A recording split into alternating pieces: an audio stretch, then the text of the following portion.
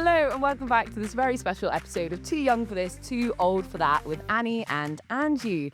And today's episode is a really special one for me because we're joined by someone who has had a huge impact on my life, Laura Phelan. Now, Laura is a self-image specialist, speaker, transformational coach, writer, and she's featured on many podcasts. And she's based in Hove with her lovely dog, Belle. And she's worked with over 1,000 clients, ran a Harley Street clinic, and has worked with Sweaty Betty, NatWest Young Enterprises, as well as appearing on the BBC Channel 4, ITV, and LBC. Now, what makes Laura's work so powerful is that it comes from lived experience. And after struggling with anorexia from a young age, she transformed her life and started her own business at 22, and now helps others build confidence, overcome self-doubt, and develop what she calls a bulletproof mindset. So on a personal note, Laura has been my coach and what I would now call a really dear friend. And I genuinely don't think I'd be doing this podcast with Angie without her coaching over the years. So it's such a joy to have you on the podcast today, Laura. Thank you so much.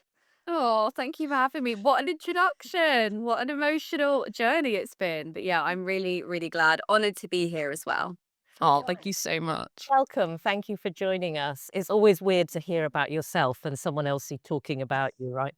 Um, Now, what we love about Laura's work is that it's not just about success on paper, it's about building a strong sense of self, which can affect anyone at any age. And it really links closely with what we explore: curiosity, growth, learning across generations. So, before we start, Laura, I know it's rude to ask a lady's age, but can you tell us would you share with us how old you are? Yes, of course. I'm 33. So I'm definitely in that, I feel like, middle bracket for your podcast, actually. I relate to both of those. And what generation is that? Named generation? The Northern Millennial. I'm a 92 baby. Okay. 92. Yeah, amazing. Wow. You're like a true millennial then. Yeah, I had a bit of childhood and teenagehood without phones. Like I remember what that was like, but then I also grew up where it became really prominent. As soon as I started my career, it was like boom, social media. So I really feel like I have both experiences. Okay, great. So right in the middle, as you say, of Gen X and Gen Z. Yeah.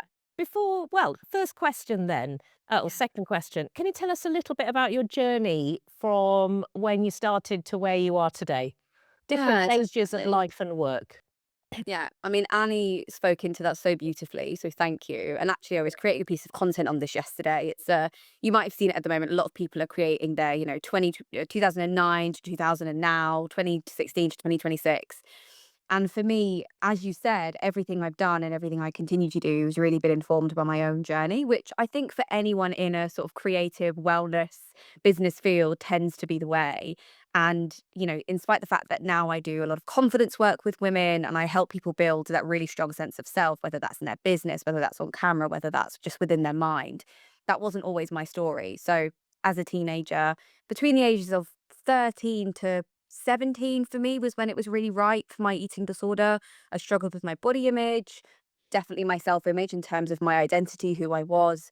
And it was through that journey, I said to a friend yesterday, actually, when you have therapy or coaching that young, you become a bit of an old soul. So by the time I was 19, a lot of my friends were just going out, had been traveling, whereas I'd done like 4 years of deep, intensive work on my mind, on my psychology. So by the time I was in my early 20s, I'd gone through that journey. I'd gone to uni. I'd found my way out of that eating disorder, which was a real struggle. If you know and you listen to the girls talk about these topics before, like it's not it's a very difficult thing to overcome. And so by the time I was in my early 20s, was in South America, that very cheesy pivotal moment. I was on a buggy in Peru, and I remember saying to myself, like, I actually feel free in myself, in my body, with food, with who I am, and I need to create something from this. Like it was literally a moment. So came back from my South American, half gap year a few months later, and went back into my Waitrose job to try and make up all the money I spent. And I remember thinking like there was just like this little fire, and that fire really came from knowing that, or I guess realizing that I did not think at one point I'd be able to overcome what I did. And so through doing that, I knew I had to share a message, my journey, my story. And so I started doing that with an eating disorder charity called Beat, who you may have heard of. And then alongside that, in my early days of business, I actually trained to be a boxing coach. So my initial entry into business was I did not do doing that. yeah, I don't know if I ever actually said that to you. It was like way back. So I was about 20, maybe 2021 at that point. Yeah. But what I quickly found was that all the clients that would come to me, because I used to work with Mind, the charity, I'd work with men that had schizophrenia, females with super low confidence, was that it was a great tool to be able to use. But actually, where I was most needed was the mind. I'd have clients come and we'd do about 10 minutes of boxing, and then they would sit on the mat and we would just talk. So that was when I started my training, initially as an eating disorder specialist, then as a therapeutic coach and a transformational coach. And through that journey, I've evolved through doing that work in eating disorders and body image. And I worked in Harley Street. I had a clinic for 2 years there. Evolved now into more overall self image work, working with women in business, entrepreneurs, women in leadership. Again, my evolution has really mirrored my clients' evolution. So, what I have seen a lot of women struggle with in their teens or early 20s, in their 30s, can become a unhealthy relationship to success and self doubt and imposter syndrome. So I guess what's brought me to this is a similar journey that I now take my clients through, that I've spoken on, as you said, on the news about, and through workshops and lots of one-to-ones. And I guess my mission has always been the same, like leave people better off than I found them, allow people to know that they can find freedom within themselves and their minds and their careers, and to just truly know that when you build that strong sense of self, no matter what life throws at you, because it will throw a lot at you all the time, you will be able to handle it based on the relationship you have with yourself, which, yeah, kind of brings me to today and the work I'm now doing and the transformation I've had personally and professionally. Fabulous. Yeah. Absolutely love that. We've talked about a lot of those topics, haven't we, in the last episodes, Mm. about sort of bolstering yourself, because at the end of the day, that's the only thing you can change, right? Really. Totally. Yeah. Annie. I think what particularly strikes me about that is, the old head on young shoulders as Mhm. well, because, like having achieved kind of all that and have your kind of own clinic and gone through all of this. And then what, you were like 22 when you started in Harley Street, right? Uh, Yeah, this is quite that, wild. yeah, that's wild. I suppose, like, for my next question, what I'd love to know is, like, when you were in your early 20s, having gone through so much life experience, what do you think, like, success looked like? Like, if you were, when you were sat in Harley Street, for example, you're like, oh my gosh, this is it. Or were you like, actually, there's still more. This isn't quite like Mm. it for me. Because I know you've gone on a huge journey with that. I have, and this is such a good question. And I was up early this morning because it's sunny outside at the beach because I live near, and I was walking home and I was thinking about this podcast, and it's such an interesting question for me because in some ways I feel like my 30s have been more of what my 20s should have looked like, or they, Mm. really do look like, where there's been more time for exploration and play and travel. Whereas in my 20s, I was just career focused. Like you said, at that, I think I did at that age of 22, 23, when I was, being driven to go on the news and between Harley Street visits, being featured in magazines, all of those sorts of things. It was such an incredible time, and I'm so proud of younger me for doing it. And at that point, I really did think that was the pinnacle of success. And all I really strove for at that point was just more, more, more success, clients featured. And I wanted to have more impact. And I think the thing is, I've always been driven by that. But what I would now say 10 years on, my definition of success is so different. Yeah.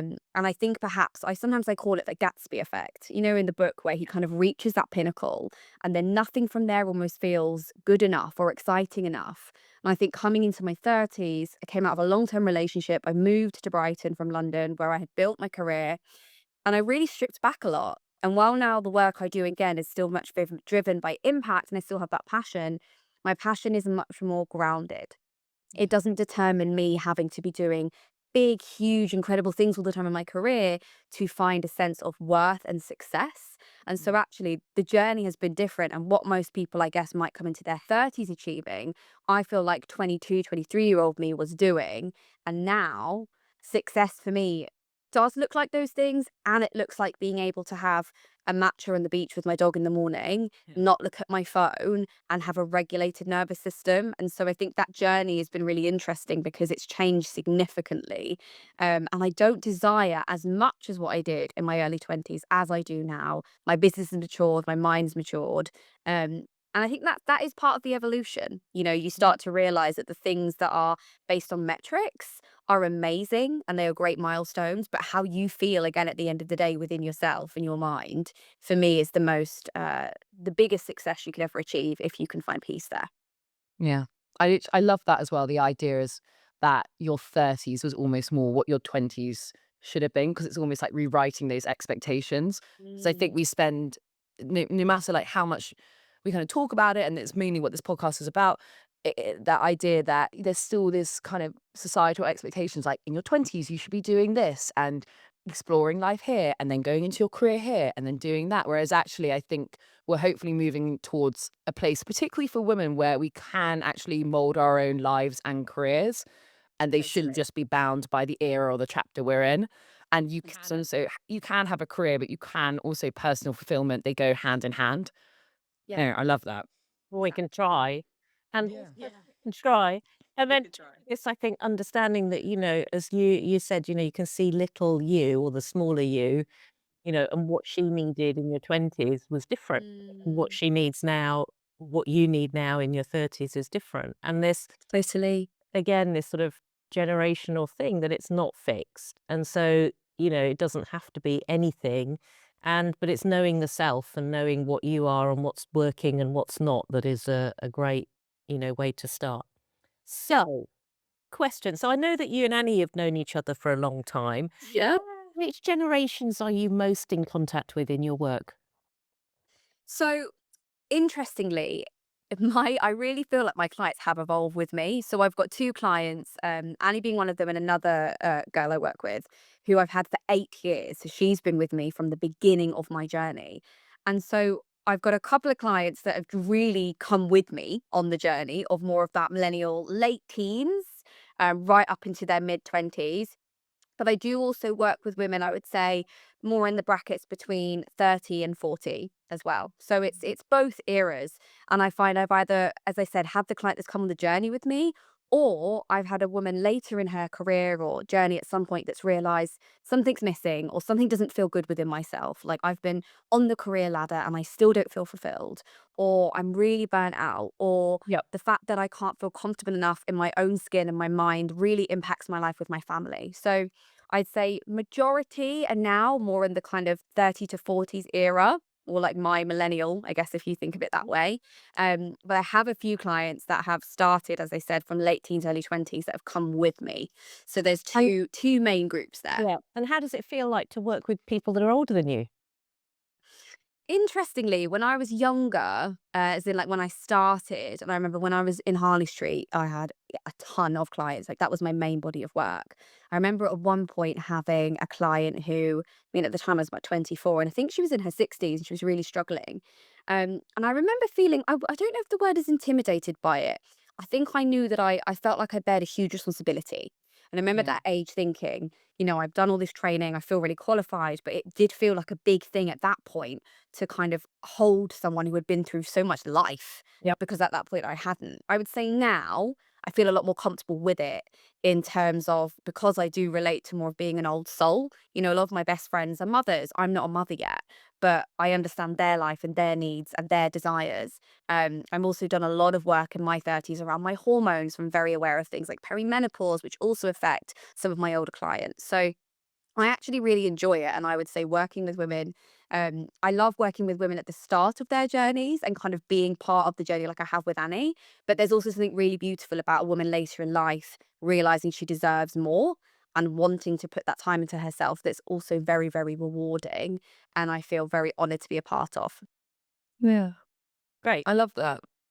We were literally talking just before this podcast about, when you're in work, or when you work with people who are older than you, even if you are the person giving the advice, or the Yeah. person maybe in the higher position, can there be an intimidating aspect when it comes to age? So I think you've answered that, in a great way. And also really interesting that that lady who was 60 still chose to seek help from a 24-year-old. Mm. I think there's something so interesting in that. Like maybe she wanted like the perspective of someone who, hadn't experienced life, or like from a fresh start. Yeah, totally. Yeah, it is really, when I think back, I'm like, wow, because it feels like such a jump. But I guess it's also, your ability to see people and understand them, I do think is just more down to like your personal experience and how you see the world rather than through like an age perspective to an extent. Totally. Totally. And on a personal note, do you have any intergenerational friends? Do you have an Angie? Do you have someone who's younger or older or like outside of work entirely? Like, if you don't, it's grand.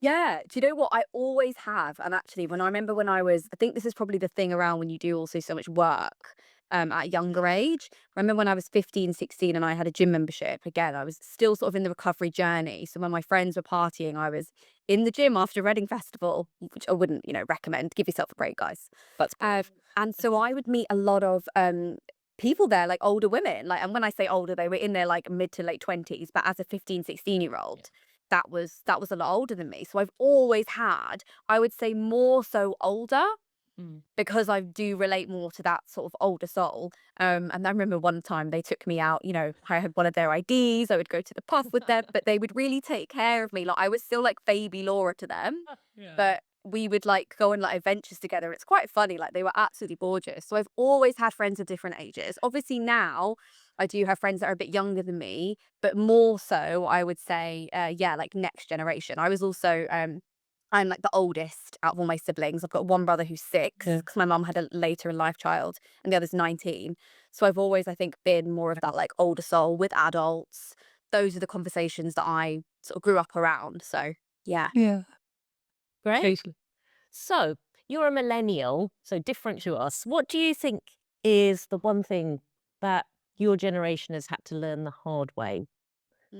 Annie's generation, they've come through COVID. Sorry, Annie, I was going to speak. Yeah. Don't want to speak for you, but you guys, No, it's true. COVID, all of the Huge. social media, been there since day one. My generation, we having to learn how to cope with all of you lot in the marketplace, and and a world where there's more sort of evening out of the generations and that Mm, hierarchy, I think, and the world mm, changing very quickly. What do you think the mhm. millennials, or what for you has been the biggest lesson? Yeah. Do you know what? I think it's similar to what I mentioned earlier around there's something very interesting about coming through a generation where we started without phones and without socials. And, we had a lot of us had bricks till our very, very late teens, early 20s, which, now my brother, who is 6 years old, knows how to use an iPhone. Oh my gosh. So there's a difference in that we grew up with that, like, almost vulnerableness, like not vulnerable but naive nostalgia of the world before social media. So I have that memory, we have that memory, and I almost think that's why in my 30s I'm coming back to much more of simplicity, because I remember that feeling and like I know what it's like. And then to have come up in a time where we also were in the boom of everything, the boom of influencer culture, the boom of the coaching industry, like self-employment.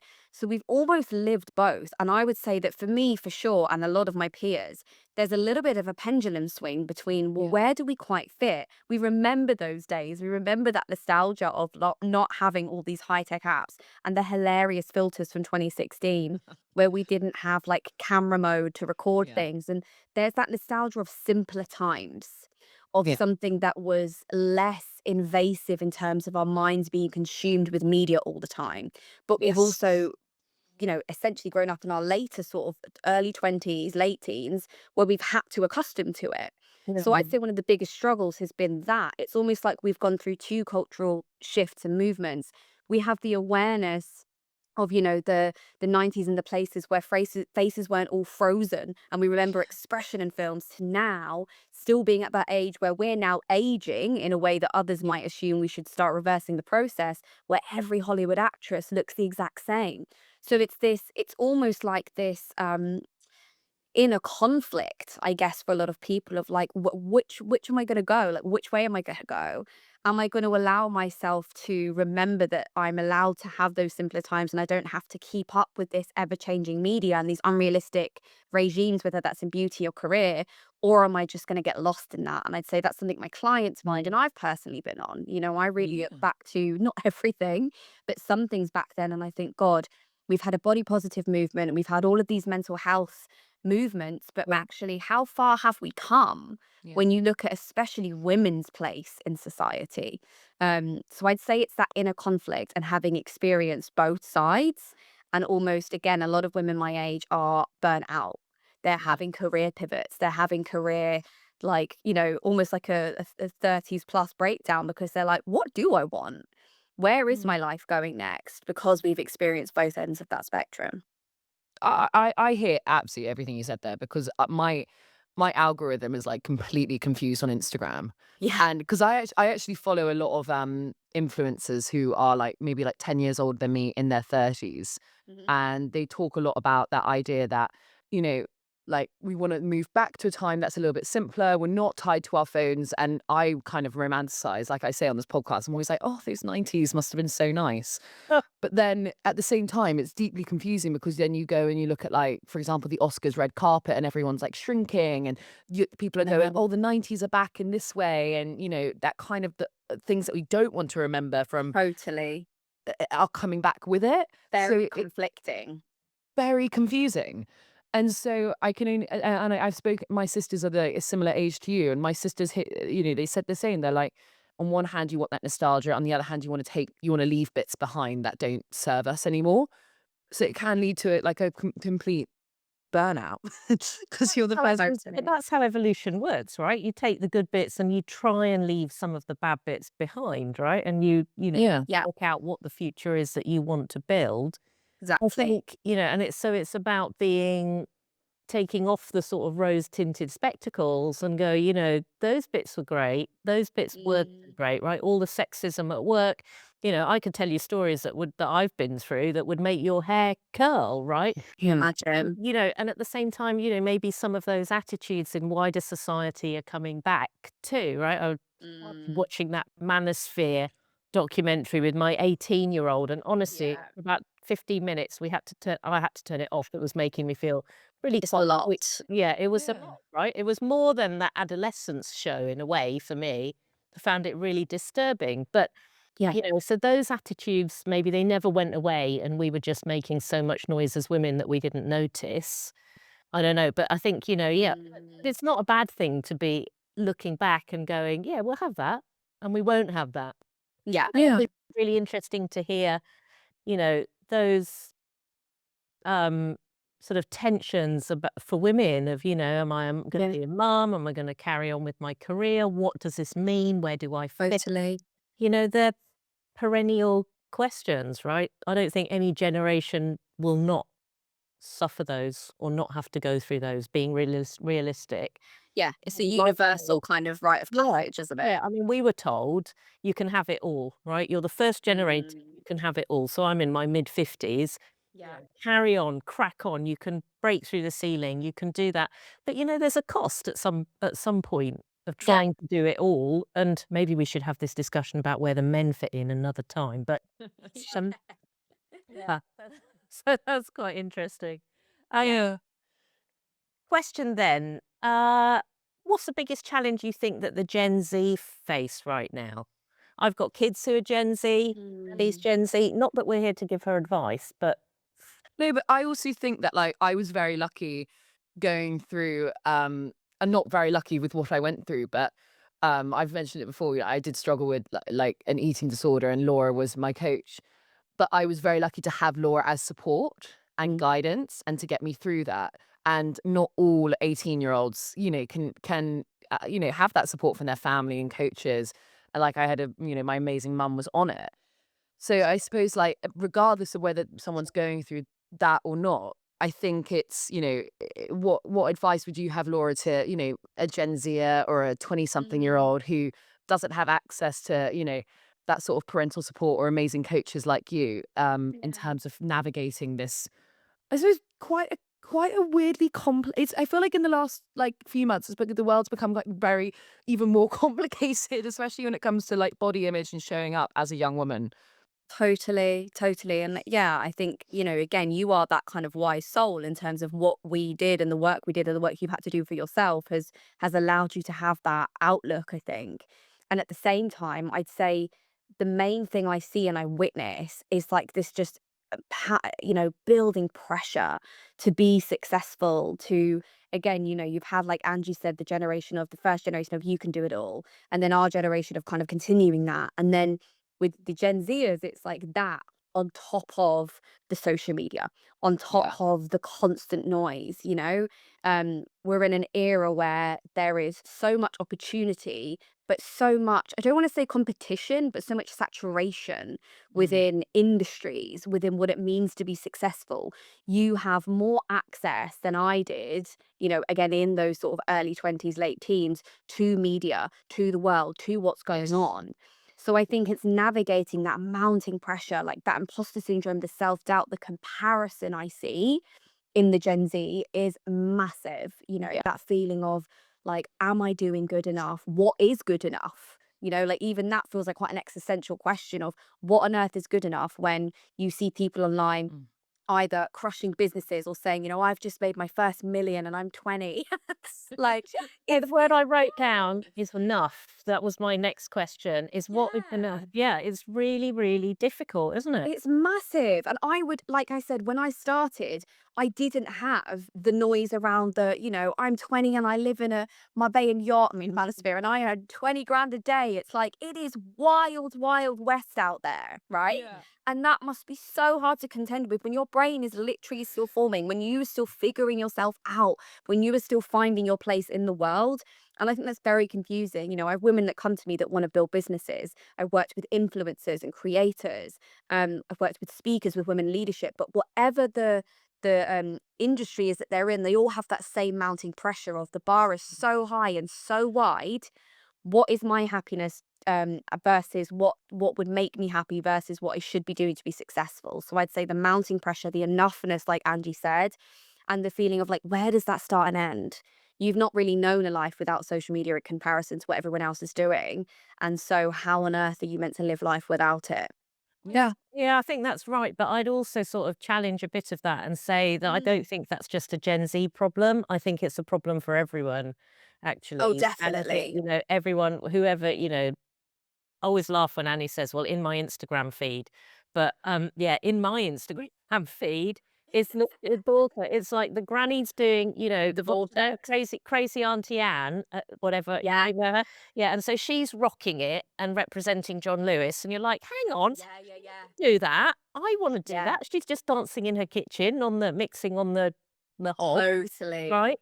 And then on the other hand, you've got, I don't know, these some women in their late 50s, 60s who look amazing. Oh, yeah. I was saying to Annie this morning, I'm going to have to go and learn how to do my makeup because no one's ever taught me. I don't know. So that I that feel it great. imposter you mentioned it right at the Yeah. beginning, the imposter Syndrome. syndrome. Do Huge. women just feel it all the time? Yeah. And, over the last few years, I've been really fortunate. I know a lot of impressive women, right? Older than me, younger than me, but I'd say everyone feels it. So how do we, as Mm, women, just put that somewhere and blow it yeah, up? How are we going to do totally. that? How are we going to do that? That I'm not enough question. Mm. And I would say the first sort of difference or maybe the only difference, I guess, in that, because it's a very, it's a very fair point in that we all now have to deal with that pressure. And I guess back to my earlier point, the difference is we were able to once live without that pressure online, as in Yeah. we had a bit of time where that wasn't our everyday, like we had magazines and we had other things. Whereas now, like you said, whether you're 15, 20 or 60, it is all consuming. And so the thing that I say to everyone, and it sounds very cliche, but unfortunately we're doing what we can to change the way society runs, right? Like people in the change the game are trying to do that all the time. But the thing that you can control the most, and the reason again I do this work, is your inner world, is how you see it. So one of the things I say to people, which is seems very basic but is very challenging in a very switched on world, is you have to find your boundaries with what you are letting yourself consume. That I know is easier said than done, but if that means you've got to get a brick or these certain apps that mean that you actually physically come offline more, if you are someone that finds you are pulled in, you've got to find those boundaries. Where I spend a ton of my time online for work, whether that's researching for clients, for brands, across the different pieces of work I do, I'm also someone that is very strict that in the first 20, 30 minutes of my day, I am not on my phone. My head is out the window. I'm setting my circadian rhythm up. I have those orange blue light glasses in the evening.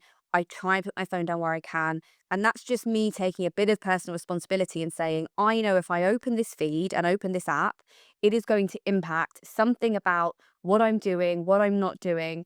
And despite the fact that that is frustrating that we can't just go on our phones without feeling that, it is unfortunately our reality. So if you are seriously wanting to quieten down the imposter syndrome, the enoughness you're feeling, you've got to spend more time internally than you are externally. You've got to get used to picking up books or picking up a journal or getting your feet out in nature and putting them in the grass, which again, they sound really basic, but there's a reason that these things work. There is a reason why a lot of women are coming back to those very basic things, right? Even things like whether it's, you go to an exercise class, don't film the bloody thing, just do the class. Because again, and I do it sometimes, I have to for my job, but it's like, I went to an influencer event recently, which was gorgeous, but there was tripods at the end of each exercise thing set Oh up for my us. I gosh. remember thinking, I know that this is my generation, but this is wild. Sorry, That what is is not say fun. again? So you went to a class. So I went to like an event. So it was like an influencer creator event, very famous brand, and there was tripods at the end of each of our places to set up our filming.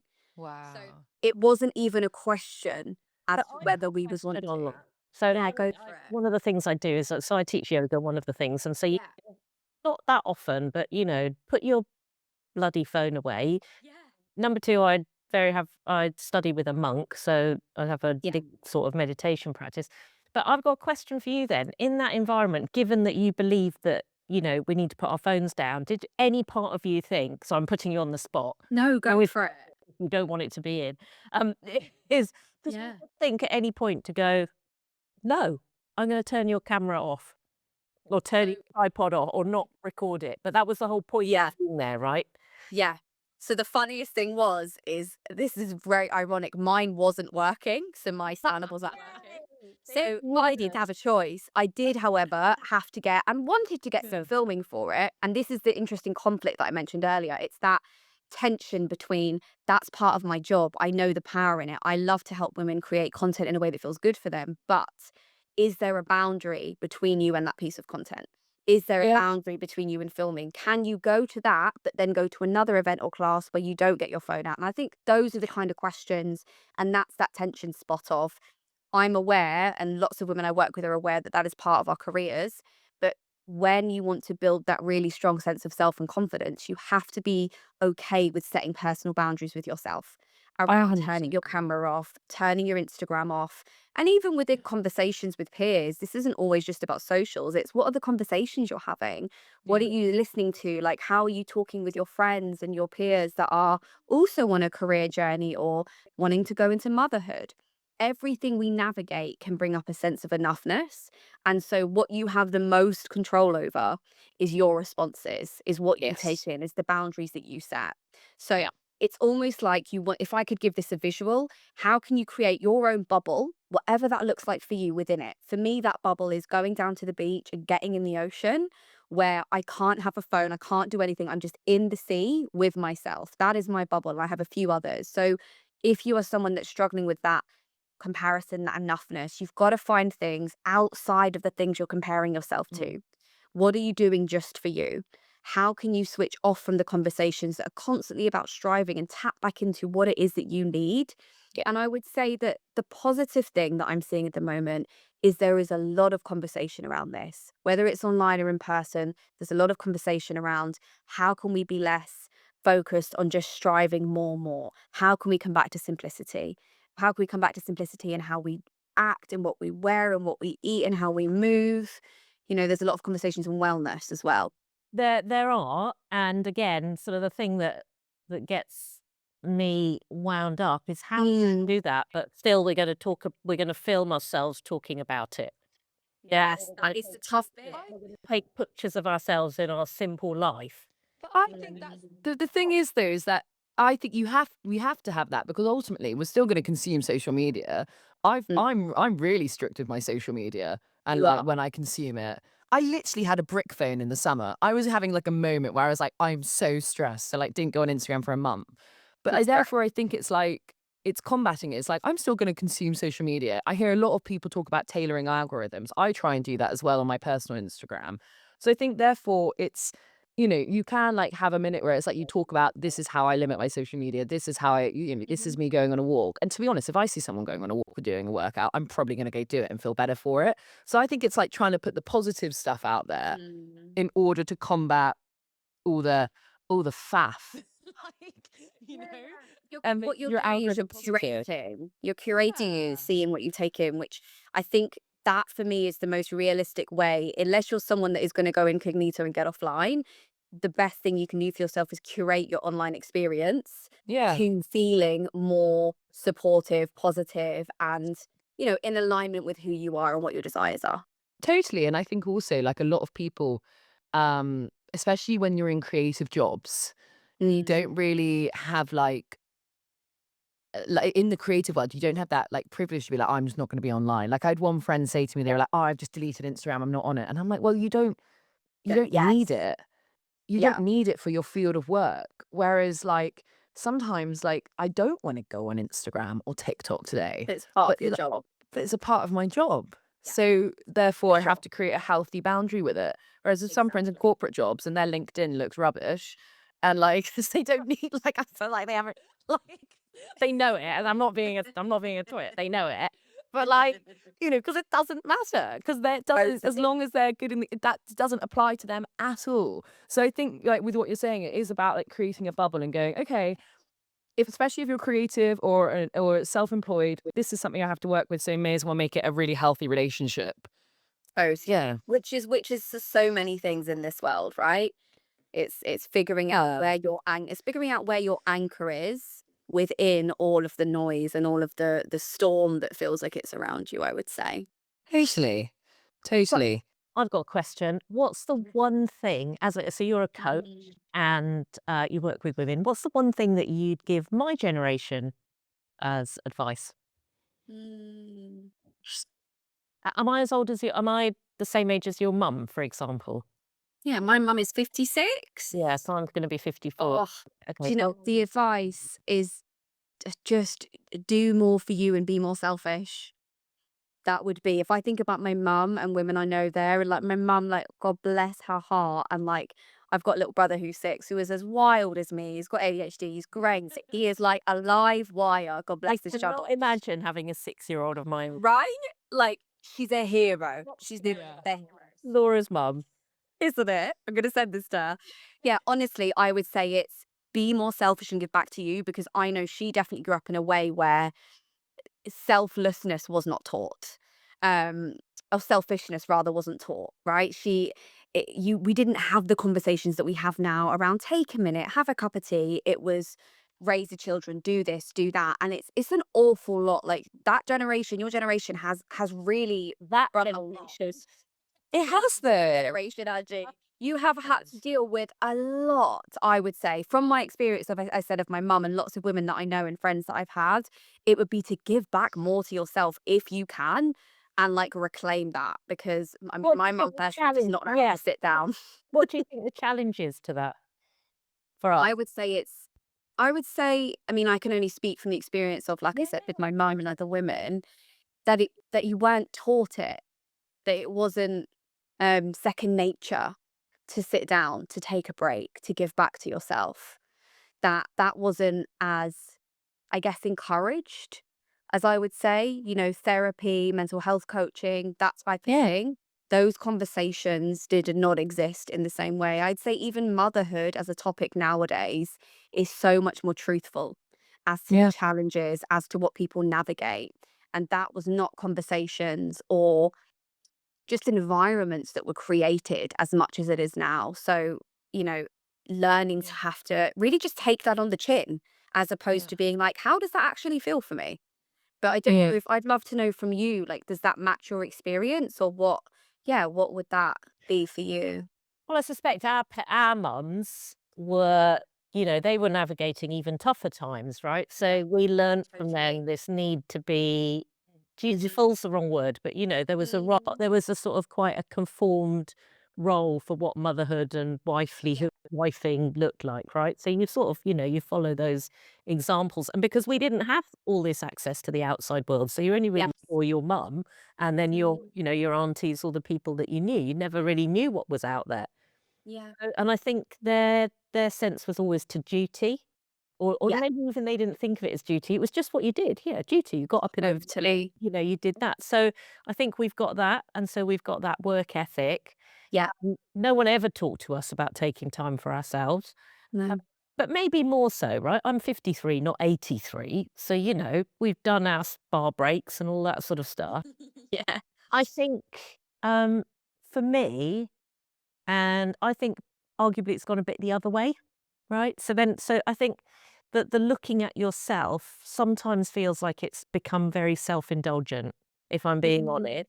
But I speak as someone who does this work, who, I've had a therapist, I've got a therapist, but we need to pull back from the examining every little minutiae of your life. Mhm. In that constant introspection also there's a danger there, right? So there's a danger at one side, there's a danger. Yeah, I hear that. Identifying with everything and every feeling and everything you experience. I What does that mean? I don't know. And that also, it just comes into that overload. I think in terms of looking after myself, it's something I struggle with. It just feels self-indulgent. It feels self-indulgent. But where have I got to, as someone who feels a duty for a lot of things, is that if I don't do it, I can't do the other things that are really important to me. And it just Exactly. so I think it's about, you would know this as a coach. What is the anchor that brings you to do that thing? You need, you can't do it because someone tells you. You have to work out why Totally. you need to do it. Mhm. Yeah, it's That makes total sense. It's really hard. It doesn't feel right to sit down. Why would you sit down or just go for a walk if they're just Oh, yeah. that need doing? Why? I find that so interesting because Right. I know I'm not a mother or anything like and I'm 24, but I would always think it's like the life vest theory where you have to put your own on first before you can help other people. So I'd be like, Totally, like on the plane. yeah. So I'd be like, of course, Angie, you should go for a walk and like, it's not selfish at all. But I think that also Laura, you were saying with your mum and like my mum would be the same. It's like, yeah, but like I need to like, Life vests are for wimps. That's what these really will believe inside, right? We'll believe So yeah, mum's like, I'll just drown. I'll just drown. I'll keep going. totally. So true. Yeah, my little mum is like, to get her to sit down is like, you need to like strap her down at some point. God bless her. I think that leads nicely onto one of our last questions, Angie, is that, from everything you've learned, we've asked so much from you this episode about like advice and for this generation, but if there's like one piece of like golden advice or wisdom when it comes to every woman or even, even men, we still love men, across like all generations when it comes to body image, self-image, showing up online, um, what's something you just wish everyone could hear and that, your main message to shout out about?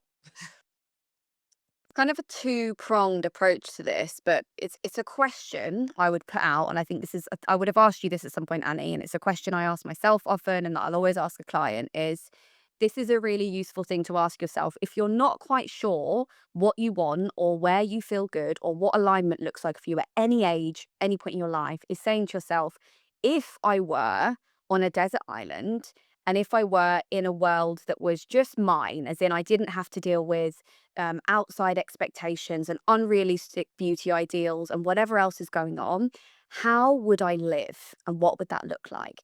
And whilst that isn't realistic, as in unless you're gonna be able to do that, what it allows you to then do is figure out, where am I completely in alignment and out of alignment? So for example, that could be, oh, I'd spend way more time outside, or I would do a career where I was active, or I would not drink alcohol again, whatever the questions or answers are, because likely you will find at least 3 to 5 things that you can do that will bring you more peace, that you can do that will make you feel better, right? And for some women, that looks like they would say, oh, I wouldn't, get Botox, or I wouldn't dress in this way because it's what's expected of me. So then we get to the question of, okay, how can we challenge that and start working on that inner peace right? Because there is, and I will always say this, there is nothing external. There is nothing in this world external that can give you the same peace as when you find it internally. And even if it takes you a lifetime, and even if it's a daily practice or whatever it looks like, it is so worth it.